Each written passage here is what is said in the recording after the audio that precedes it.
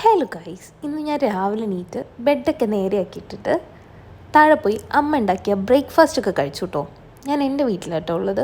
ഇന്നത്തെ whole day എൻ്റെ mood അത്ര അടിപൊളിയായിരുന്നില്ല. പക്ഷേ ഞാനത് അമ്മയുടെ അടുത്ത് ഷെയർ ചെയ്തിട്ടൊന്നും ഉണ്ടായിരുന്നില്ല കേട്ടോ. പക്ഷേ അമ്മയ്ക്ക് എൻ്റെ മുഖം കണ്ടാൽ മനസ്സിലാവുമല്ലോ, അമ്മയുടെ മോളല്ലേ ഞാൻ. അമ്മ അപ്പോൾ പൊതുവേ എൻ്റെ അടുത്ത് എന്താ മോളെ നിനക്ക് വിഷമം എൻ്റെ അടുത്ത് പറയുക, അങ്ങനത്തെ ഒരു കൈൻഡ് ഓഫ് അമ്മയല്ല കേട്ടോ. അമ്മ എൻ്റെ മൂഡ് ലിഫ്റ്റ് ചെയ്യാൻ വേണ്ടിയിട്ട് എനിക്ക് മാത്രം ഫിഷ് ഫ്രൈ ഉണ്ടാക്കി വെച്ചു. അച്ഛനും അമ്മയ്ക്കൊന്നും ഉണ്ടാക്കിയില്ല കേട്ടോ. പിന്നെ എന്നെ ഹാപ്പി ആക്കാൻ വേണ്ടിയിട്ട് അമ്മ ഇങ്ങനെ എന്നെ മോട്ടിവേറ്റ് ചെയ്യല്ല, അമ്മയ്ക്ക് ചെയ്യാൻ പറ്റുന്ന പോലെ എനിക്ക് ഫുഡൊക്കെ ഉണ്ടാക്കി തരിക. അതൊക്കെയല്ലേ ഇപ്പം അമ്മയ്ക്ക് ചെയ്യാൻ പറ്റുള്ളൂ. അതൊക്കെ ചെയ്യുന്നുണ്ടേ.